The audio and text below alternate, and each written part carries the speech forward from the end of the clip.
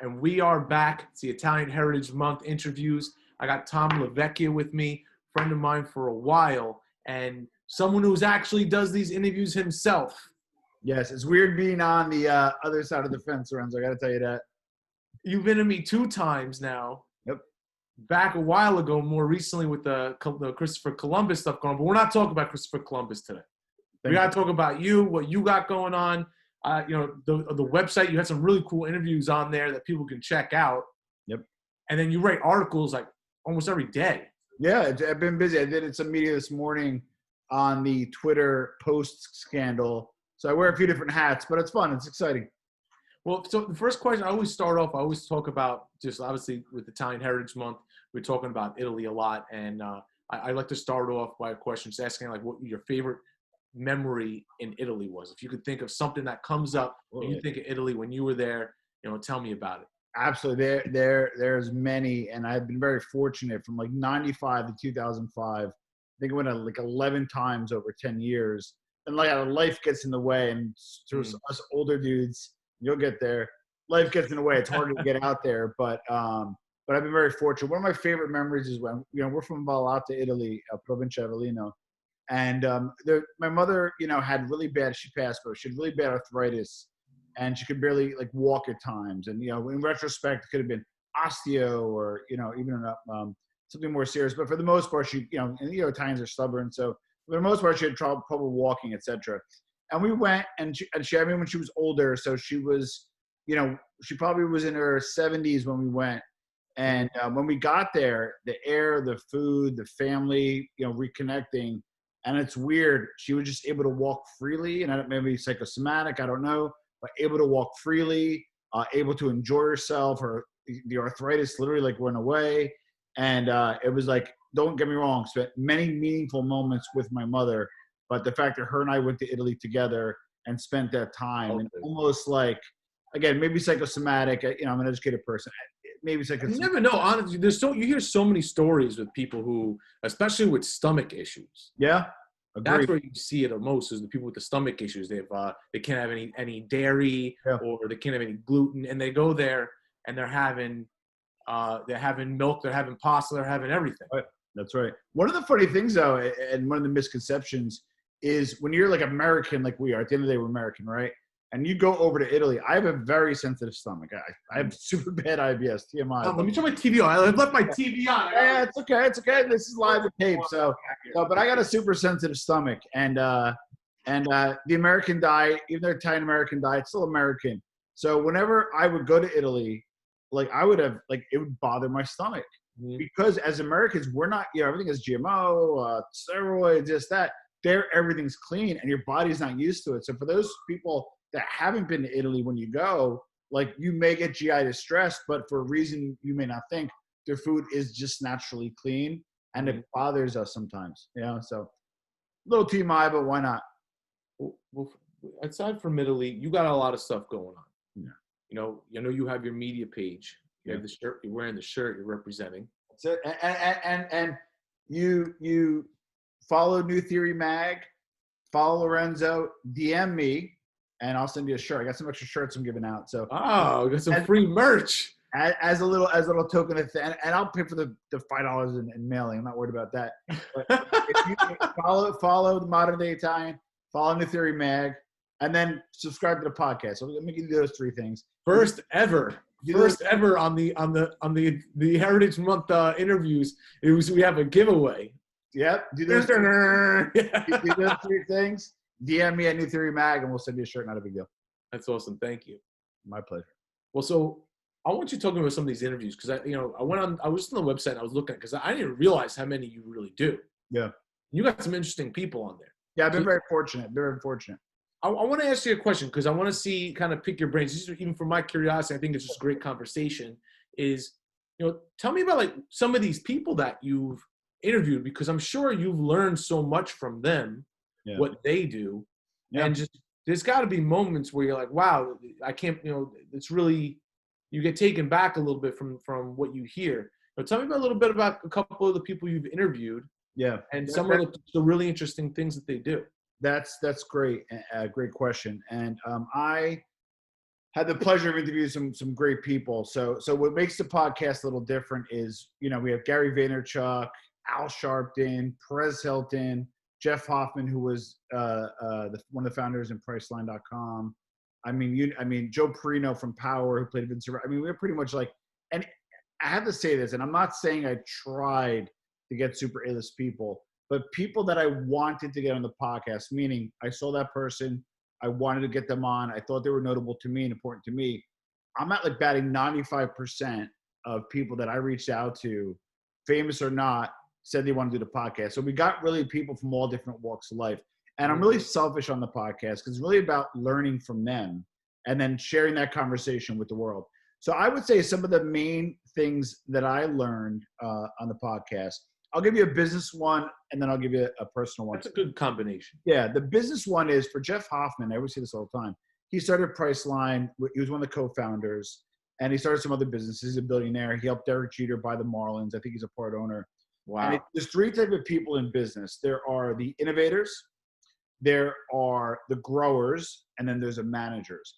And in a business, you can't have, especially startups, you kind of can't have all three. You need one of three, and make sure you have a partnership. Make sure if you're an innovator that you have a grower, and if you have a grower, you're a manager. And I think part of the mistakes I made is I wasn't honest with myself. And I'm a grower. I am not a super innovator. I didn't vet podcasts, but I have a decent podcast. I didn't invent, digital marketing or SEO, but I'm pretty good at it for our clients. So I'm a grower. If you give me something, Lorenzo, I'll grow it. I'm not great at managing because of my ADD and my proclivity to not have attention to details. So I have a great manager. So I partner with an innovator and partner with a manager, and I found out that's when I really hit my stride. So those are one thing I super learned in business, that you're either an innovator, a grower, or a manager, and be honest with yourself. I hate it when people say I'm all three. You're an innovator. I'll be honest. I think, I know you're the accountant side, you're good at growing, but you're an innovator. You come up with cool and innovative stuff, right? For somebody like you got to partner with somebody like me to help you grow and then help somebody manage it along the way. So I'm just kind of self-diagnosing our situation. But so that was one thing I learned business-wise. Personally, another one for business with Gary V. Great interview. And he made it clear, you sign on to VaynerMedia, you don't work with him. He passes you off. Your business and your caricature is sometimes separate. And I always thought they were the same. So that was one more business lesson. One personal lesson is just to be present. And this was along the way of interviewing people who lost one guy lost his daughter to suicide after his wife died of cancer. And the guy just had a great attitude. I think it's called The Chosen One. It's a book, and I'll put a link, send over a link to whoever inquires about it. And the guy lost his wife, and then his daughter committed suicide after. So rather than be woe was me and all that kind of stuff, he just has a super positive attitude and embraces life a lot differently. That's more of a recent, personal learning. And then along the way, just people are coming a lot of adversity, cancer, drugs, self-addiction. So that I'm glomming that together, but just overcoming adversity and being present and having a positive attitude. And we're about 250 interviews deep, so it's pretty exciting. When you start hit some of those Joe Rogan numbers. Well, so I'd love to. But it's weird. You reach out to people, they'll charge you $10,000 an hour to consult, but we'll come on your podcast. Wondery. I don't know if you watch Business Wars or listen to Business Wars. It's one of the biggest podcasts out there. David Bush came on the podcast. The guy who started Wondery, Hernan Lopez, who's a brilliant guy, is doing basically the biggest network outside of Spotify, and iTunes obviously. And Wondery was Wondery. So what I'm saying is I'm dealing with guys and gals that might have been on Joe Rogan or that are kind of creeping up there. So it's pretty cool. But Tom, you know what I feel like is it attributes to a lot of that is this the consistency. You just said you did 250 interviews. Yeah. I'm on interview, what is this, 6 or 7 or something. And when you think 250, that's a lot of time and consistency. And the more you do it, you meet someone and then they introduce you. Correct. I really enjoyed you doing this. So my dad watched it. He says, thank you. I want to introduce you to this person, or you meet this one at somewhere and they want to introduce you to that. It just happens after so much consistency and time. So I think that's also a big factor in what's brought you to where you're at. Is you've been doing it for a long time. Yeah, and there was a lot of, kissing a lot of frogs. Some terrible interviews. The sound quality was super bad in the beginning. Zoom helped us step it up. What happens is first question people ask is, who did you have on your podcast? And I have to tell you, like, that's what does it. Once you have a few notable names, it makes it a lot easier. And being back on an Italian American thread, I've had some really hit or miss experiences within the Italian American community. I am an Italian American, a proud Italian American. Listen, it's my show. I always say it's my show, do what I want. So I tend to have guests of people that I want on there. And one of the criticism I have is I did reach out to some people over the years, like I said, within the 5%. Some of them are Italian Americans that I really kind of wanted to have on that you think would be on, but just like whatever reason they don't attach maybe our culture as much as I embrace our culture or helping somebody out in our culture as much as maybe you and I do. So I always got that kind of fun. And the Italian Americans I did have on, I'm pretty proud. Joe Perino, shout out to Joe. I'll tag him when I put on ours. He's in Power. He was in Power. Played Vincent Ragney, the mobster. He was in Sleepers. He acted with De Niro. He's one of my favorite guests. He grew up in Arthur Ave. He kind of grew up around that mobster element, which always which tinges our community. Let's be honest. But he kind of stayed away from it. Kept his nose clean. He went through a dark period and came back really strong. And shout out to Joe. And just had some really good people on the podcast. You know what interview I saw recently? And it was like so good. Oh my God. You would have a blast interviewing this guy. Michael Francese. I had him on. You had him on? I'm on, yeah. I had Mike on. Really? So he came on. He came on. Yo, he's awesome. I just watched the Mike Tyson one. It's incredible. That smoke box and with the smoke, that was insane. So with him and I don't know, like I go through my periods, right? Okay. And at that particular time I had him on, and I'm actually going to reach out to him again because he blew up even more. Our numbers are a lot better. So I kind of feel like I owe him, because he adopted us early, to get him back. Our numbers are like 10x of what they were. And had Michael on, and great conversation. And what I was trying to get from him, and he kind of answered, was like, there's like the mob culture, right? We'll call it is what it is. And then you have the Italian culture. And I was trying to like intersect, where's the intersectionality of like, where does it intersect, right? Because not in the Italian culture to kill people. Let's call it what it is, right? But the mafia is an Italian homegrown crime syndicate. So I was kind of trying to get from him, like, why did he do it? Okay, he grew up in the life. He was smart. He could have done anything else. He didn't do that. And where does it kind of intersect? And again, I could happy to share that link, but a great conversation. I remember he would use it for my old intro. He was like, oh, I was making, $8 million a month. He goes, no, a week. I was like, whoa. And like, I was taken back. So that's a great intro. I like him. I'm a big fan. The one take that I really liked about the Mike Tyson interview was he mentioned that magazine that he was in. He said they had the top 50 mobsters in history, and he's like the only one alive, and one other one's in jail. So of the 50, only 2 of them are alive. One of them's in jail, and then him. So I don't know if I should say this on air, but screw it. You're my friend. So he brought up, I don't know if it's that podcast, but there was another one on his own channel, if you could check. He dealt with Al Sharpton. I had Al Sharpton on the podcast. Okay. Now, I didn't bring up Mike Francese on the public podcast to Al Sharpton, and I didn't bring up Al Sharpton on Mike's podcast publicly, but behind the scenes, they had choice words for each other. And it's a big, now, like nowadays, it's a bigger thread because he's bigger now than I thought it would have been. With Al Sharpton, I focus on Trump, I focus on Tupac, a lot of his initiatives. And with Mike, I focused on the mob stuff. But evidently, they both call each other, or kind of called each other rats.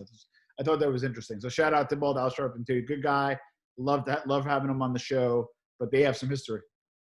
I think that's a good segue to this question, because you brought this up to me, and I kind of want to get your take on it all. Do it. But you're a very big advocate for Black Lives Matters. Oh, hell yeah. I wish I had a bigger platform, even within the Italian American community, because I just feel like we can do more. And I had, and shout out to who was it? Sabino. I was Sabino, a grown battalion. I went to his place, had him on the podcast, and then he had his buddy on it. Forgive me, I forget his name, but he has a podcast called Whiteish. It's kind of interesting, and had him on as well.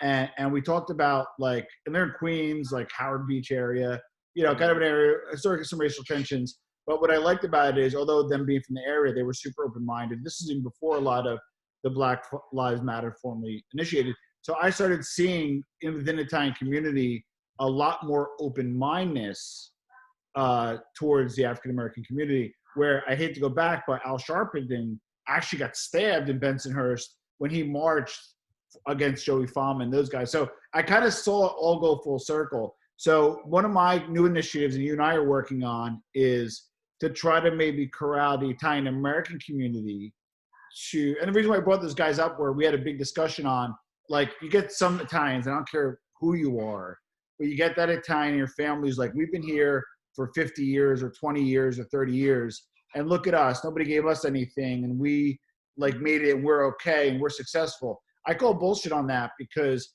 it made us easier because the color of our skin, right? I speak English. So, my mother didn't speak English well. I speak English. I could acclimate pretty quickly. Why? Because because of the color of my skin. Where if you're black and it's a positive, the melanin in your skin, but society holds it against you, and that's kind of bullshit. So I kind of feel like the Italian American community, and it's an initiative you and I are working on, has almost a responsibility for people that are doing well in this country to give back to America, who African Americans are American. So like, I think, if not saying we could bring them up or any better, but I think we can maybe pool our resources and work to help out our brothers and sisters, One thing that I mentioned that I think would be cool for us to bring up again is was our buddy Ray. So maybe that could be something that people fan of Ray. Can get involved with. So why don't you kind of mention a little bit about your history with Rakes? I know he's a really good dude, and he's we, like I told you last time, we actually share the same birthday, which is pretty fun. That's funny. So Ray, we have a birthday party. Well, stuff that's going on. Sure. Anyway, so through Ray, I met you. Well, no, you're the one who introduced. You opened up my world. So we got to resend that link too. We did our interview at the cigar shop in the city, which was fantastic. And then I met Anthony Delgado. I met Ray. I met the whole crew. Great group of people, and Deb, the whole bit. And Ray, I was impressed by, because he's a good business guy. He loves cigars like I do. And I'm a big fan of his. And the reason why I thought of him earlier was because I was, I'm like, I went to school at Rutgers, Newark, and I was very fortunate to almost, whether there was African-American studies formally, or whether like get a teacher who just like kind of like expressed their interest on giving their input, which I loved, on different stuff. And I remember some of the classes I took, and just by taking classes and going to school, super diverse school, is I learned a decent amount about Booker T. Washington. And he said there's three things that will help the African American community thrive. And first was education, which again, I don't have all the solutions. If there are going to be some sort of reparations, I think education is the first way to go. That can at least help out new generations. Second is entrepreneurship, because that's a great equalizer. And then third is personal choices, right? It's not as simple as just somebody handing you something, but you got to make the personal choices. And I thought for entrepreneurship, I was like, almost like, hey, what would most, like, and I don't want to overstate this, but there should be a directory that if I want to employ a Black-owned business or Brown-owned business, what's the easiest way to do it? And then I rarely go on Facebook these days. I do it more for business of accounts that we manage on media spend, but I do go on occasionally. I see Ray, and he started almost a directory, and forgive me, Ray, if don't get this right, of Black-owned businesses. So I think our next podcast you and I are going to have Ray on, if he'd love to be with us. Hopefully he will. And I want to promote that, because that is one of the third legs. Well, and then I think first and foremost, aside from that, not to even make it any sort of like put it any boxes anywhere. Yeah. But Ray has a charity, and he's doing good things for others, no matter what the color of their skin is, no matter who they are, no matter where they are in the walks of life. But if you want to give back and do good things, that's the kind of person that Ray is. And that's first and foremost why I think that he's a good Yeah, person. and I didn't mean to minimize. I know he does stuff for breast cancer, that kind of stuff. Yeah, of course. Yeah, no, that's he's part of the pink plate, the pink ties and stuff. So he's always been that kind of a guy. That just shows the kind of person that he is. Correct. Agreed. You know? Agreed. So we're gonna hopefully get together with him and help him promote his business. Our platform's getting bigger. You know, we're not the biggest podcast. We crack about 20,000 streams a month all in. I didn't think that was a lot. But then when I kind of did some surveys and I kind of checked out, I think it's like top 5% of podcasts. Most podcasts don't reach over 500 a month. I didn't know that. So those numbers we're pretty happy with. Ooh. DJ and Fusco's calling me. I don't know if you know who that is. DJ Fusco? He's a good. While we're talking, Fusco's one of my friends. He was a DJ. Nice. And with the COVID, it obviously decimated him. Now he's doing his pizza thing. He's doing a good job. He's working hard. Nice. Well, I'm fat, and this is where like my kind of my new jam is for the podcast. And I haven't like super rolled it out yet, but I don't like book out that far. Literally, I meet somebody how I'm on the same week. But my new jam is how I want to get some key people on how they face the podcast. And I'm super interested on people that were forced to pivot and either. Oh, have Fusco on. He'd be a good guy to have on. Well, that's my point. Like, there's a guy, Robbie Felice, who I'm going to have on. I got to actually reach out to him this week again. And like, I guess 2 restaurants. He did shutter one, I believe, but the other one he opened a market because he was allowed to New Jersey, changed the menu to make it more takeout items. And he did some really cool things to the point, I think, even like increased his business during a really crazy time. And like people like that, just people that got kind of a crap sandwich. You know who would be a good one too for you? And I gotta have him on too. Is my good friend Michael Abatello. He has we have the same last name. We're from the same town. Yeah, I was gonna say. Yeah, it's like we have like 5 last names in my town. So he has a restaurant that's gotten even better through COVID. Wow. Like, he's I guess you want to say like a big fish that stayed in the pond that now in New York, the big fish are eating a lot of stuff because they're taking more market because a lot of these little places are. He's in Long Island? Yeah. Which place is that? Because I thought City Cellar. Which one? City Cellar. Oh, yeah. Good. Yeah. He's doing really, really well. And like he's adapted very well throughout COVID because they have the space and people feel more comfortable. And I think he's a good person to because also he's more than just the restaurant. He has a very good business mind. He thinks, he's always surrounding himself with good people and successful people. Yeah. His partners in the business are like, very successful people to learn from. And he'd be a great person to just talk to, I feel like. I agree.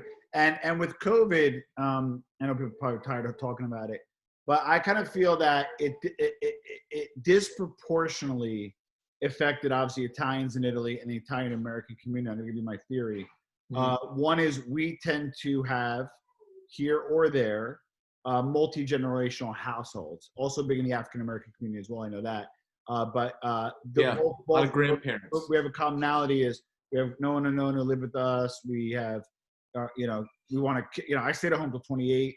My mother was alive, so probably would be home, be there with my kids. But my point being is like, I love being home. We stay home early. We stay home later. We tend to bring in parents if we need to. We're very big on our elders.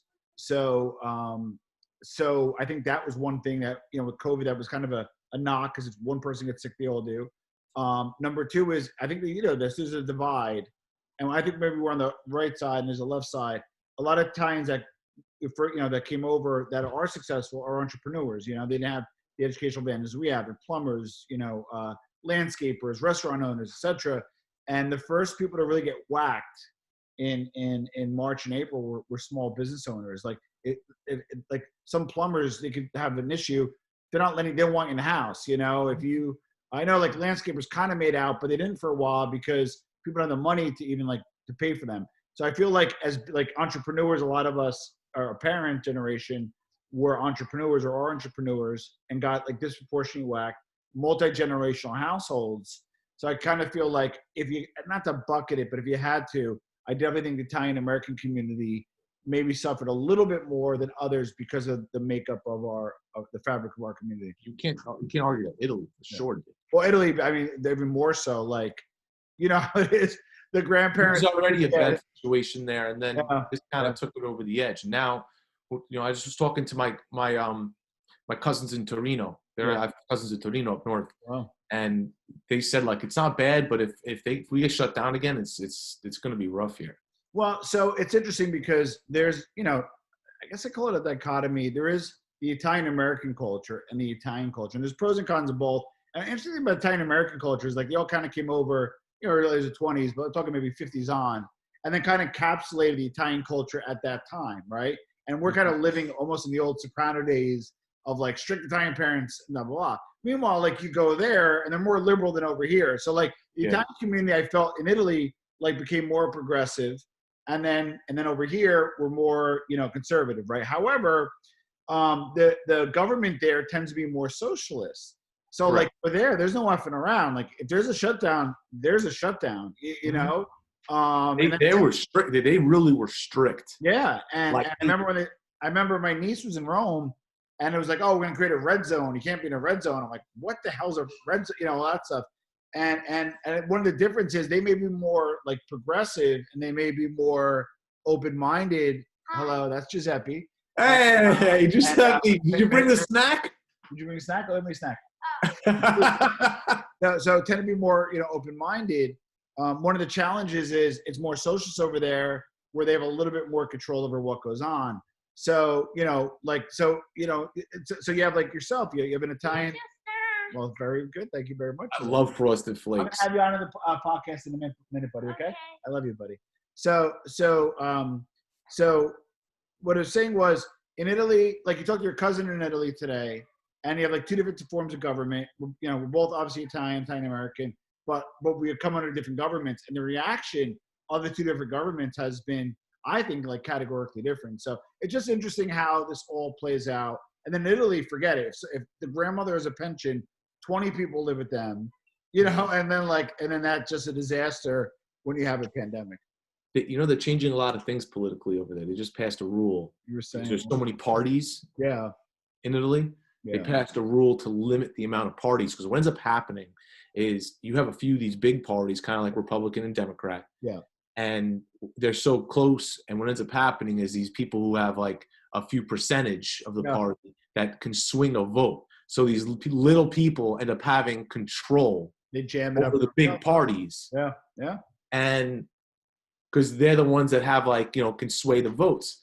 Correct. So they're trying to limit that. That's kind of had things made things a little more difficult, making rules and all that bureaucracy in Italy. So they're trying to. Yeah. And if I'm not mistaken, I don't think it's winner take all. I think if like you're running against me and you beat me, but I have enough votes, I think I somehow like get some seats and some representation within like the whole, like, so like everything's always like deadlocked and gridlocked. I could be wrong. And if I'm wrong, put the notes in below to explain why I'm wrong. But it's just, I know that like, if you like, it's almost like when you lose like you become the vice president because like you lost, but you're still involved somehow. So it's totally like backwards. Mm-hmm. It's crazy. One day, maybe you'll get involved in politics. I did when I was younger, and I have family in politics. I just don't have an appetite for it. I don't know. I don't know. It's You're weird. Really into it. You figure I would. Like, I'll be transparent. My sister ran for office in our local town in Rosa Park. My brother was what's called a freeholder. I know they don't have them in New York, but in New Jersey, it's a county level. It's been doing it for 25 years. Pretty well acclimated to the Democratic Party in New Jersey. And could I run? Probably. I say my skeletons are not in the closet. My skeletons have skin. The hearts are beating, and they're out at the bar right now. So like that's probably the main reason. But I also do reputation management on the side, and that's how people out when they Google themselves. Yeah. Bad crap pops up. So before I do that, I might have to hire myself. But now I'm kind of half joking. But I just don't have it as much. I just don't have as much of an appetite for it than I did. And not that it's a young man's game, but I think it's a younger man's game, and something you should start earlier. So I'm gonna volunteer some of our agency time to your campaign, Lorenzo. I don't mind running for something. If and when you run to run, but I need you to be like tighter on your platform. I kind of feel like you're fence sitting right now. I need you to kind of pick a lane. Yeah, you want me to be hardcore and lefty or righty. I just want you to be you. You know, I feel like you get this close to being you, and then you look around across the street. Sometimes you just got to cross, brother, and hope you don't get hit. Well, I just speaking of crossing the street, I just purchased a vehicle to cross the street. Very nice. I'm very interested. See, I think you can go either way. I think you probably got like some Prius, half electrical, whatever, or like you balled out and got like some AMG type stuff. Where did you land? You closer to the AMG. What did you get? Maserati? Classic car. Really? What'd you get? A 1985 SL Mercedes. Get Convertible. out of here. The convertible one, a red? Just classic silver, Mercedes silver with a blue interior. Oh my God. My brother-in-law actually, Pristine. it's like an SCL. It's like an SCL, I think. I think it's SEL. I got it from the old guy around the corner. The guy took such good care of it. Is it the 380? I think it's a 380. It's 85. Yeah. That's what they had. That's actually a good year. My brother-in-law actually has that same exact car. That's a dope car.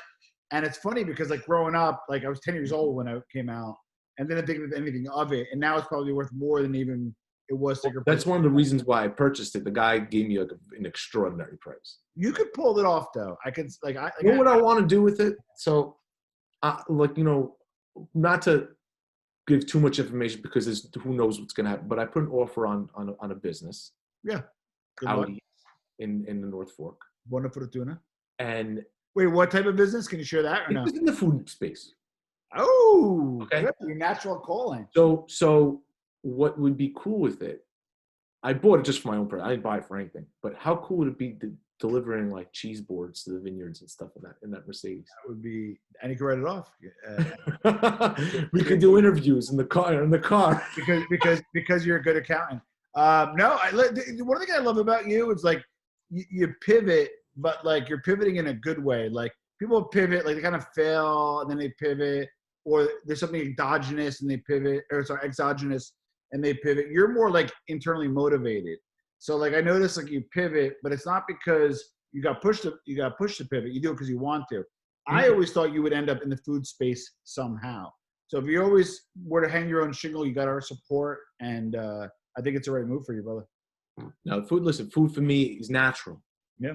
You know what? This is how I always looked at it. Like, I look at certain people and you watch when someone's good at something. Yeah. And generally, it's because you've been in it for so much time, or you're just naturally gifted, right? One of the, or both. Or both. And I always look at one of my friends that I helped out with the market. My friend Gaetano.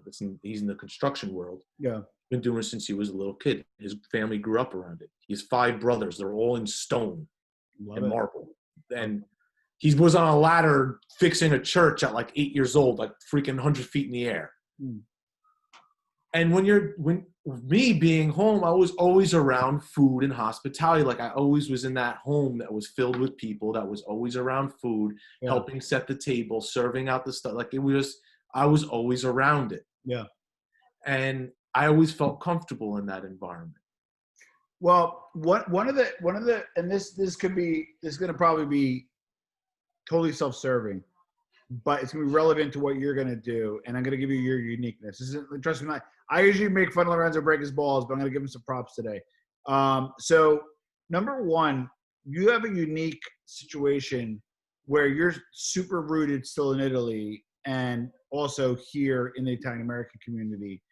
And like, and I can't think of 20 dishes offhand, but I can tell you that like I miss when I'm here and I can't get certain things the same way they're made there. The carbonara is totally different.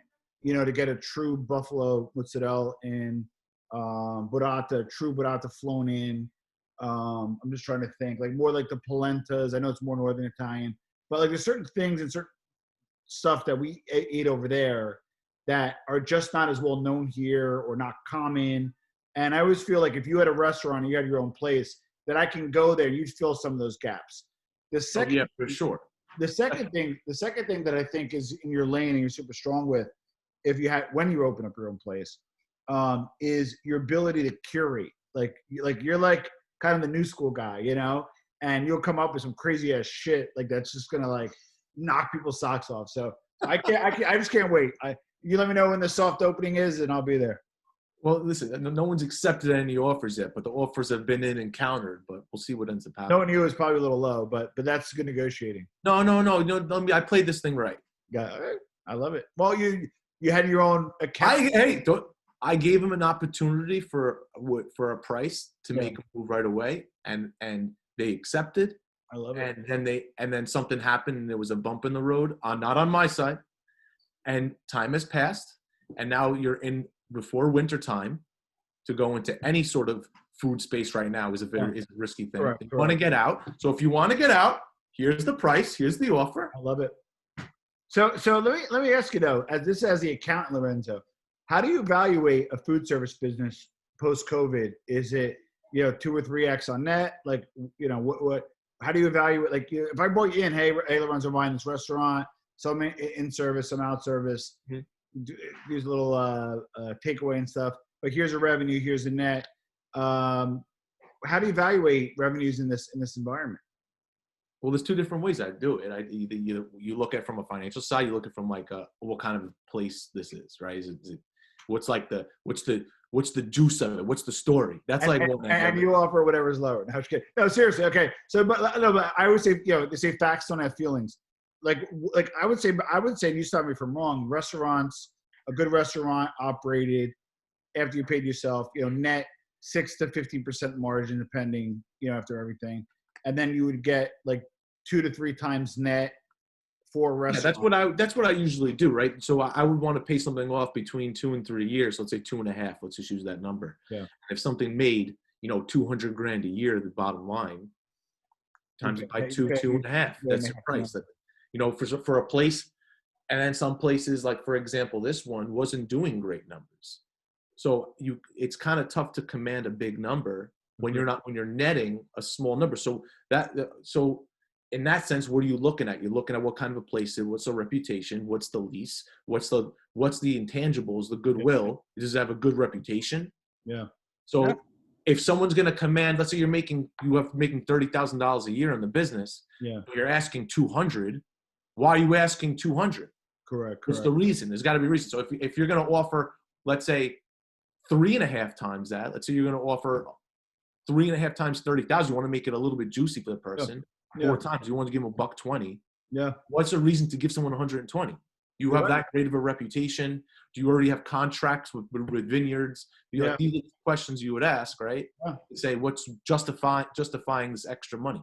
Well, I struggle with. I bought a business. I invested. New Theories like my podcast, but I also have Digest magazine. It's out of New Jersey, print and digital. I'll send you that information as well. And it's doing pretty well. And from a content perspective, we're doing really well. But I bought it prior to COVID, and I bought it based off of pre-COVID revenue. As you can imagine, March and April, ad sales dried up completely. So I also had to pivot a little bit in that business, like where I didn't lay anybody off. I doubled down on content. It's interesting. I own the magazine, but I do all my content for my New Theory is my baby. New Theory is my podcast. I love it. I may kind of cross promote that later, but as a separate P&L, I got crushed, and it's a tough time. And if I would have bought that business 3 months later or 4 months later, the valuation would have been half of what it was, and I would have saved a whole bunch of money. So it's a tricky time to buy a business now. We should probably do a separate, because I'm an MBA. I'm a qualitative guy. So like I agree with you. There's a qualitative aspect. Should you give brand equity valuation? Should you key money? How's the lease? Like you said. So there's that nuances that because old school Italian meets new school. Some of your uncles are like 500,000, like for a million, 200,000. You just give them 100,000, they'll take it, and then you give it to them, and they're like, no, go scratch, And then conversely, you run your numbers as a good CPA. I'm like, fuck no, I'm not giving this guy 600. So that's why you got to find that nuance. Northern Italian meets Southern Italian process, So, you know what I mean? I love it, man. Honestly, like it's part of me that a lot of people don't really know is I do have this financial side. Yeah. There's always, I was just talking about this with someone. So when I went to school, my dad really pushed me to be an accountant. Yeah. My dad's the one who really pushed me to be a CPA, which honestly, throughout these times, I'm happy that I have it. Yeah. There's like definitely some consistency to it. So, But when I first graduated, ready for this job that I had offered me a job that I didn't take because it wasn't in accounting. Yes. And you think about modern day Italian, you think about all the stuff that I've done. Yes. Quintessentially was a high-end concierge service. I did the interview in Italian. They wanted me to work for the Italian department to speak with Italian clientele to, like, let's say they came to New York, they wanted to get this and that. The job would have paid me like 30 grand a year. But you know what I mean? You could have, I probably would have been on like top deck on a yacht in the Mediterranean. Well, it's funny. I mean, everything happens for a reason, though, Tom. You know what I mean? I could have went down a bad road. No, but you ended up okay. And so hold on. So you're doing taxes. You're putting a bid on a business. You scared? Not at all. It's not a lot of money. It's a low risk, high reward. Are you going all in on that, or you have a GM or manager who'll run it? No, it'd be me, man. I gotta go to work. Yeah, but you have like 10 jobs. How do you have the time? No, dude, listen, something's got to give, man. Well, so let me ask you. So you did pivot a few times, right? Was it me now, the interview? Yeah, people. You're more interesting than I am, man. I'm old, bro. You're the up and comer. What's one of your pivots that you made that you regret after? Something you walked away from, and afterwards could have been lucrative, financial, personal, professionally, something. Hold on, somebody wants to say hello. Giuseppe's back? No, it's Jocelyn. You want to say hello? It's Lorenzo. We're just having a chat that just happens to be recorded for a podcast. Come say hello. Come say hello. Come on, quick. Let's see. You know this guy. What's up? How beautiful is she? I thought I was gonna get Justin. Giuseppe will be back a little bit. We'll do a quick family interview. So anyway, what's one of the ones that you you regret? Put it in a little differently. Right when I before I came to Rhode Island and I had the opportunity to do a show. It was a pilot. It wasn't really a show. I remember that. Yeah, I think I remember, you told me about that. Yeah. One thing what I didn't like about it is they wanted me to put up money. I'd have like ownership in the show and whatnot. Yeah. But like at the point in stage that I was at, I was like, if you want to do a show, like you're all these big shot producer, this and that, like I'll pay you the money. I'll like give it to me. Like I don't want to put down. It was like I don't know, $15,000 or $20,000 or something like that. But it's not the point. Your equity is the talent, and you should be the price in. That's smart. That's mature of you. So I held out and I said, listen, like if you want to do it, I'll start tomorrow. Yeah. You want skin in the game? Like okay, let's come up with something better. I could give you $15,000, $20,000 to do this show, and to take a chance on it. Like I get it. Like you want what you want, but. Look who you're dealing with. You're not dealing with, your real estate show. The guy's got 40,000 rental apartments that he can just, here, flip it. You want 20 grand, take it. Here, take 40. Have some fun with it. It's not where the situation I was in. Well, so you bring a good point, and sorry for taking over your podcast, but you bring up a good point where I see people doing like their coaching and their side hustle and all that kind of stuff. And there's really two type of reasons why you should do it. One is if you made a crap load of money and that's stable and you want to do what you love because you kind of earned it, right? And that's okay. And you weren't there yet. You will be. Or number two, kind of like me, where like I'd love doing the podcast. It's really for my own selfish edification. And I really don't make a lot of money on it. Maybe I get some sponsorships, some people pay to get on, and I disclose that. And it gets you maybe some accounts that have nice residual income. But for the most part, it's not a money play. And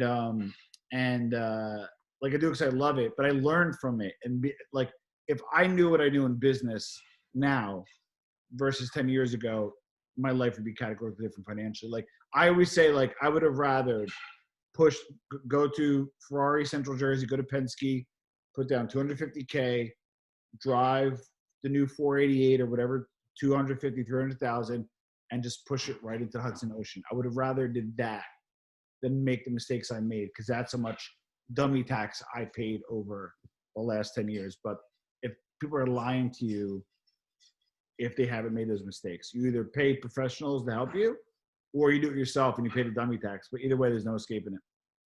Oh, I agree with you. I definitely learn a lot.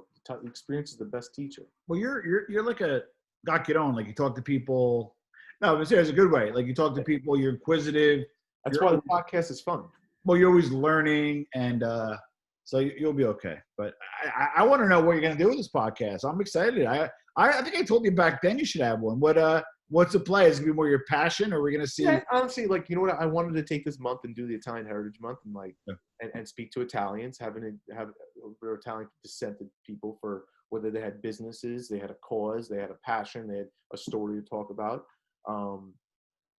And I knew just from my experience doing this that if I got the ball started, by the time I was done with it and the month ended, I knew I would have and it would evolve into something much different. Yeah. Because I knew it would open doors, because that's what happens with modern day times. Open up way too many doors. I know what the hell freaking door to go through. So many. But now that it's a little bit different and I'm feeling a little older, Yeah. I think that I'd be able to handle those doors a little better. Is there an appetite for Italian American content? Because I'll get to your restaurant in a second why it's important, but I myself, and as you get a little older, you know how it works. I think there's like even like a chart, you know, you want to hang out with your parents to 13 and you don't want to see them again to like 26, you know? So you're going to lose that time. So you want to be cool and be with your friends. And then like in terms of culturally, you get older and then you go back to, Yep. Oh my God, I wish I had that. So like I'm at a point where I have a huge appetite for Italian American culture because, you know, I'm a little more acclimated. I don't want to lose a culture, you know? So I myself want to see it, but younger guys like you and your generation, is there still an appetite for this content, or is it starting to wane a little bit? I think you need to adapt. I think you're right. You need to adjust a little bit. Yeah. I think everyone needs to adjust regardless of Italian American or not. But I agree with you. I think throughout my time doing this, I've adjusted and my content has even been, you know, has been different. You know, that Anthony Bourdain style, like follow me, like check out this place. I think that it's less and less drawing to people. Yeah. What I find to be the thing that's the best is if you're passionate about something, it'll be no matter what it is, it's going to work and people will like it. So whether it's the most popular thing in the world or not, people are going to gravitate toward it if you're invested into it with your heart. One thing that I'm invested into, and I think that the future of whatever I do is invested into, is family is a pillar stone of my life. Yes. Family, and I remember a few months ago, I made that definitive stomp as family will be a pillar stone in whatever I do for the rest of my life. Like I will always value that. Love it. So even if it's a trip to Italy or my content, I want it to be family oriented. Nice. So if you came to Italy, right? If I wanted to plan a group trip to Italy, that's something that I've always wanted to do. Yeah. And what would be the play on it? I wouldn't just come and see this truffle hunt.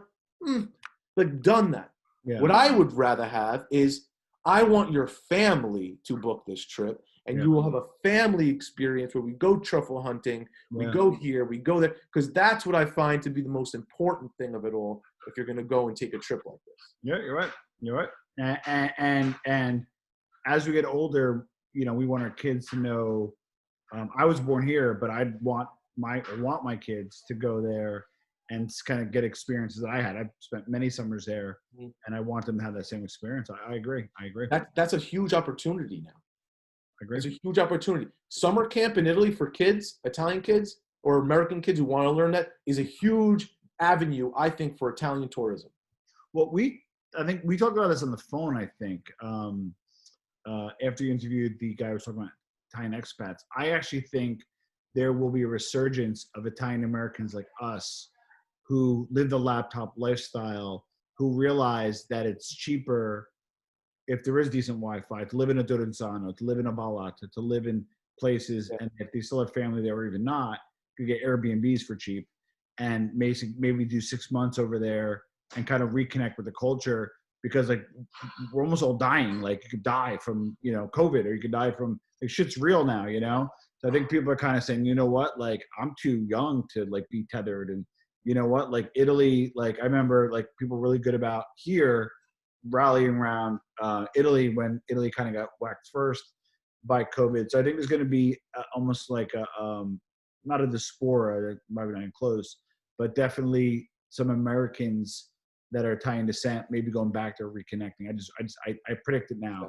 And a guy like you being entrepreneurial, maybe there might be site modality. I don't think everybody's going to move there because it's a little too socialist. Like, you know, the Wi-Fi, I don't know if it's where to be in the southern region. You know, and everybody has their hand out there when you need shit. But for the most part, I think there might be some reconnection and see how that goes. You know, but that's one of my predictions. I definitely see that. Definitely see that. Though I saw there was a statistic. Dual citizenship applications went up by like, I don't know, 40 or 60% or some crazy number. Wow. So it's happening. People want to apply. Agreed. So being fully American, whether we like it or not, in the international community is not exactly how strong it has been at its peak. And to have that kind of secondary nationality, especially if you are born there or have family there, it doesn't hurt. So Tom, where can everyone find you? Well, I want you to plug yourself. Done enough of me. yeah. So New Theory is my baby. Again, follow Modern Day Italian. Follow at New Theory Mag. Subscribe to the podcast. Send me a shirt. So you can find me at New Theory Mag. Newtheory.com. You could always send a contact and then email. I'm pretty open. Tom at New Theory. All right, get yourself a T-shirt. Love it. And Yourself a new T-shirt. All right, Tommy, I appreciate you coming on, man. Honestly, always a pleasure talking, and I will definitely see you. Especially, hopefully, this COVID stuff ends and we can get to an event or something together. Love it. My pleasure, brother. All right, man.